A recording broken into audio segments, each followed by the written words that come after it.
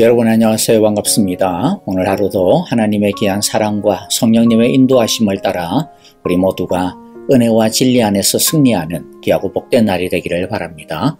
우리 함께 찬양 드리며 예배 드리도록 하겠습니다.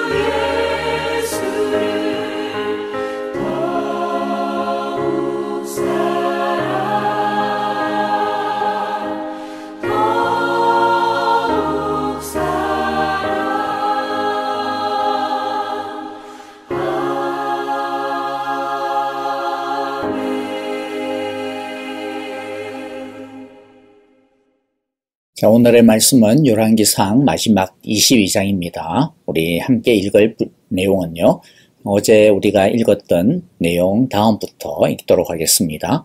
29절부터 읽어보도록 하겠습니다. 29절부터 마지막 절까지 함께 읽도록 하겠습니다. 이스라엘의 왕과 유다의 여호사밧 왕이 길르앗 라못으로 올라가니라. 이스라엘의 왕이 여호사밧에게 이르되, 나는 변장하고 전쟁터로 들어가려 하노니 당신은 왕복을 입으소서. 이스라엘의 왕이 변장하고 전쟁터로 들어가니라.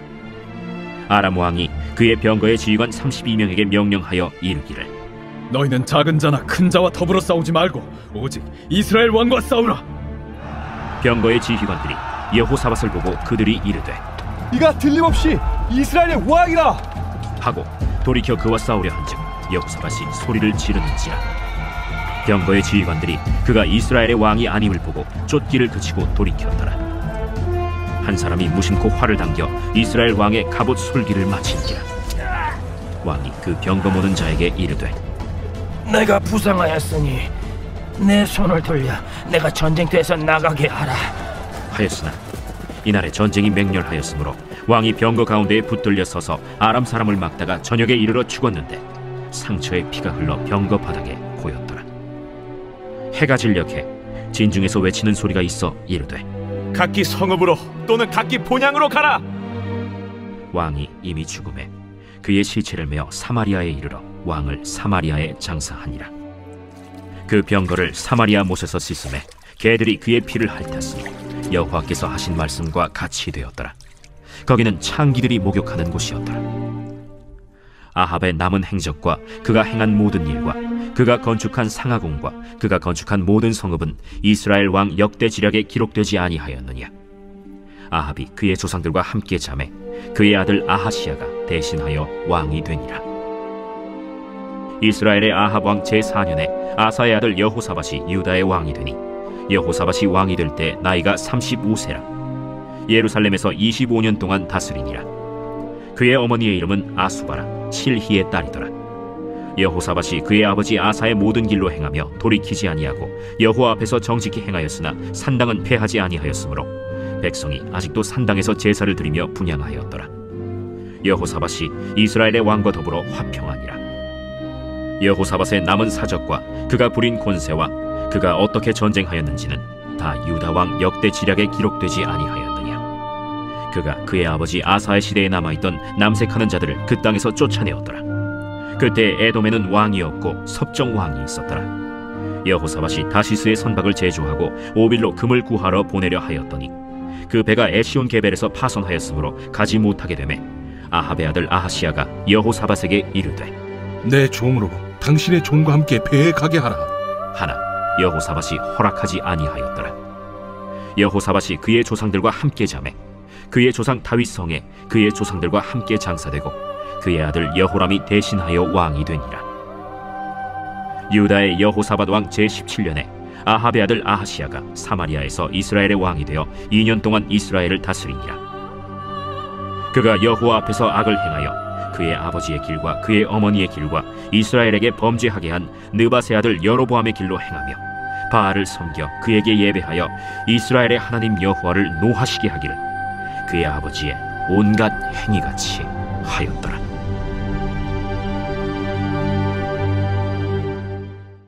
자, 이제 오늘 우리가 함께 읽은 말씀을 가지고 은혜를 나누도록 하겠는데요. 함께 나눌 내용은요. 어제 우리가 했던 내용 다음부터 하도록 하겠습니다. 8절부터의 내용을 먼저 좀 여러분들에게 소개를 하면서 같이 말씀을 나누도록 하겠습니다.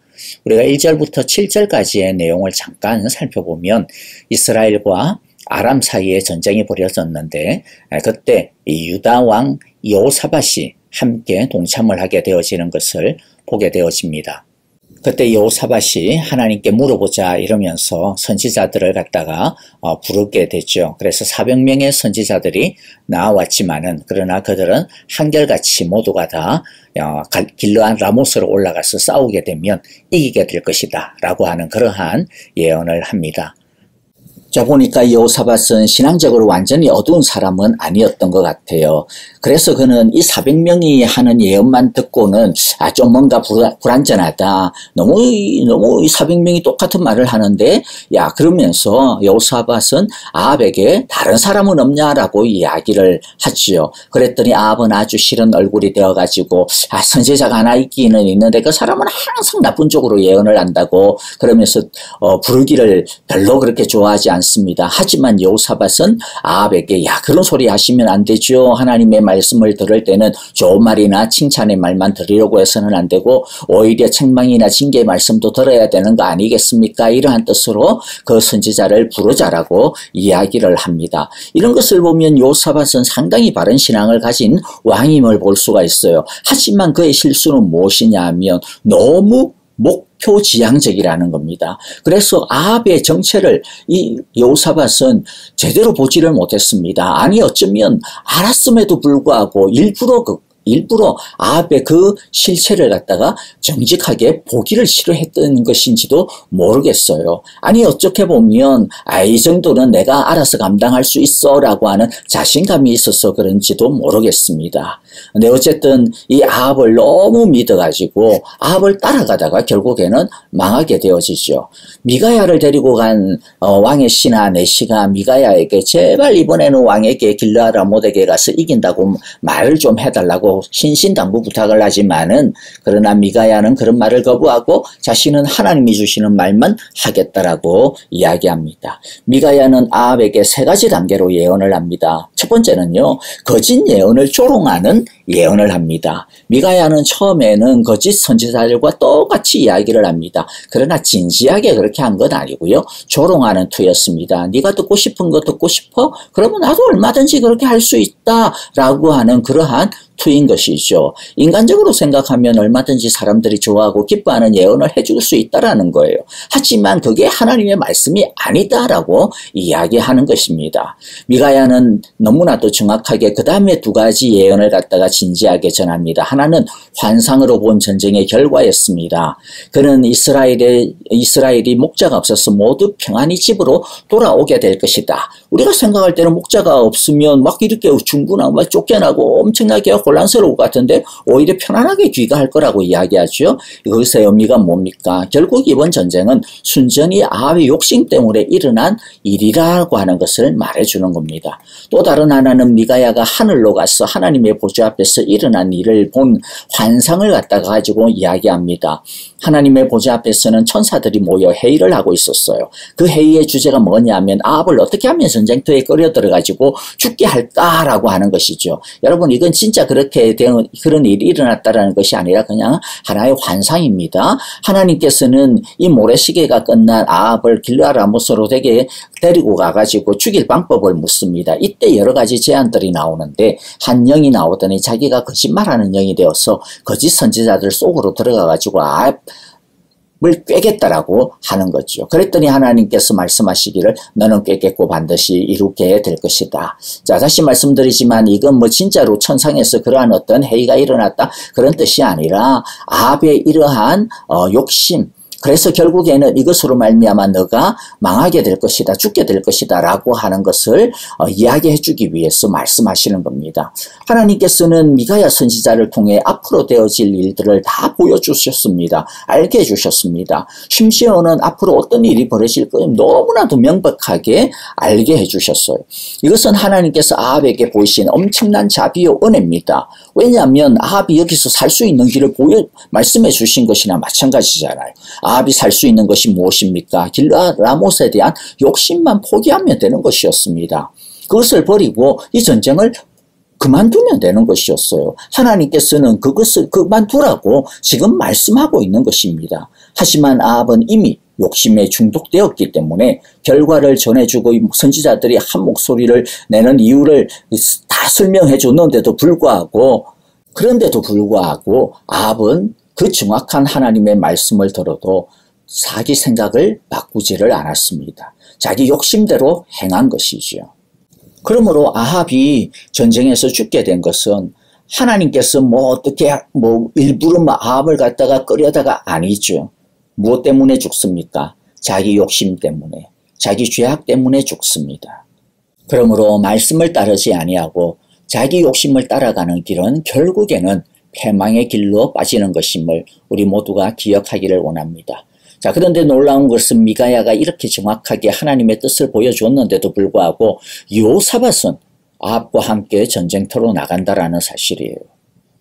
참 미안하죠. 하나님의 말씀을 제대로 듣고 싶다 그렇게 해놓고도 하나님의 말씀을 들었는데도 불구하고 여호사밧조차도 아합과 함께 전쟁터로 나갑니다. 왜 그럴까요? 여호사밧도 자기 욕심에 이끌린 겁니다. 결국에는 하나님의 말씀을 듣고 싶다라고 하는 마음만이 중요한 것이 아닙니다. 그 말씀을 듣고 난 다음 그 말씀 앞에 어떻게 순종하느냐, 그 말씀 앞에 어떻게 헌신하느냐, 그 말씀 앞에 어떻게 우리 자신을 내어 맡기느냐, 그 앞에 엎드러지느냐라고 하는 것이 중요하다라고 하는 것을 우리가 여기서 볼 수가 있습니다. 여러분, 말씀을 들었으면 철저하게 순종하는 것, 그것이 바로 생명의 길임을 우리 모두가 기억하기를 바랍니다.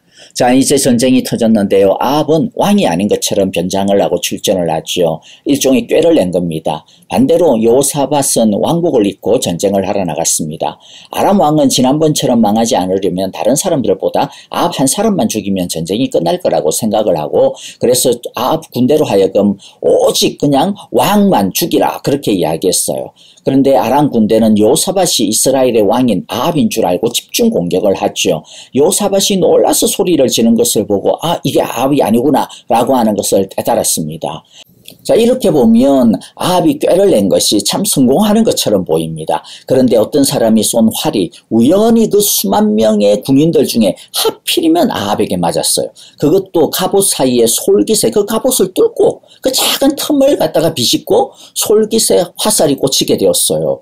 우연히 화살을 쏘았는데 하필이면 아합이 변장을 한 아합에게 맞았고요. 그것도 하필이면 갑옷 솔깃에 맞아서 부상을 입게 된 겁니다. 근데 원래 이 정도 부상이라면 그렇게 치명적인 것이 아니기 때문에 전쟁터에서 빨리 빠져나와가지고 치료를 하면 그냥 약간의 부상을 입고 치유할 수 있었어요. 그런데 워낙 전쟁이 치열했기 때문에 빠져나올 틈이 없었습니다. 그러다가 시간을 보내는 바람에 출혈이 너무 심해가지고 아합이 죽게 되어진 것이죠. 도무지 일어날 수 없는 이 우연들이 여러 가지가 겹치면서 아합이 죽을 수 없는 그 상황 가운데 죽게 된 것입니다. 여러분, 하나님이 하시고자 하는 일은요, 우리가 아무리 이것저것 많은 것들을 가지고 우리 자신을 보호한다 하더라도 하나님의 일을 방해할 수가 없습니다. 하나님께서는 반드시 이루어야 마십니다. 여러분, 이제 말씀을 정리하겠는데요. 왜 이와 같은 일이 일어났습니까? 그것은 아합이 허황된 것에 집착하였기 때문입니다. 아합은 길르앗 라못에 대해 지나치게 집착한 결과 그 성을 되찾지 못하고 목숨을 잃고 말았습니다. 아합이 길르앗 라못을 포기할 수 있었더라면 조금 더 살 수 있었을 것입니다. 여호사밧이 왜 그 전쟁에서 죽을 뻔했습니까? 자기 욕심을, 자기 명분을, 자기의 목표를 포기하지 못했기 때문이죠. 하나님의 말씀이 있음에도 불구하고 그저 자기 고집을 버리지 못했기 때문에 죽을 뻔했습니다. 우리가 하나님의 말씀을 붙들 때 사실 우리는 이미 축복의 길로 들어선 것입니다. 이때 우리가 조심해야 될 것이 두 가지예요. 하나는 교만하지 않는 것이고 다른 하나는 숨어서 죄를 짓지 않는 것입니다. 이 두 가지만 조심하면 우리는 결국 다 복을 받게 될 것입니다.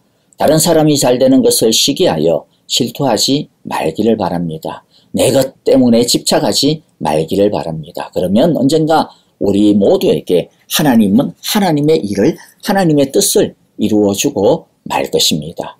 아합은 하나님께서는 아합에게 많은 은혜의 시간을 주셨지만, 기회의 시간을 주셨지만 아합은 그 시간을 전혀 사용하지 못하고 자기 뜻대로 행하다가 결국에는 멸망당하고 말았습니다.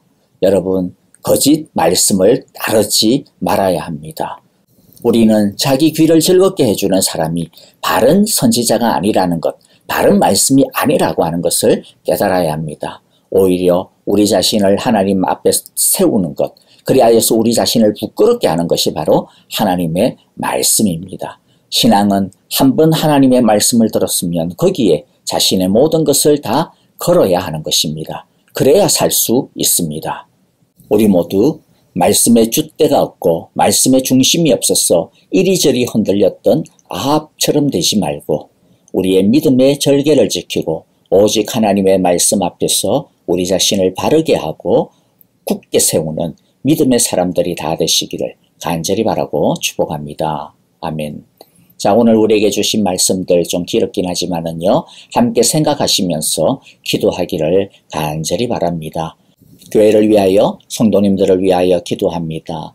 우리 김현 목사님, 영아 사모님 무사히 잘 돌아올 수 있도록 이제 수요일 날 도착한다고 그러는데요. 도착하는 날까지 하나님께서 그 걸음을 지켜달라고 기도해 주셨으면 좋겠습니다. 아프신 성도님들과 또 우리 함께 서로 사랑으로 기도해야 되는 중보의 기도들 붙들고 기도하는 시간들이 되어지기를 바라고요. 그리고 특별히 우리 지수영 집사님, 주여 고치시고 주여 회복시키시며 능력 있게 하시고 온전케 하소서라고 기도해 주시기 주시기를 바랍니다.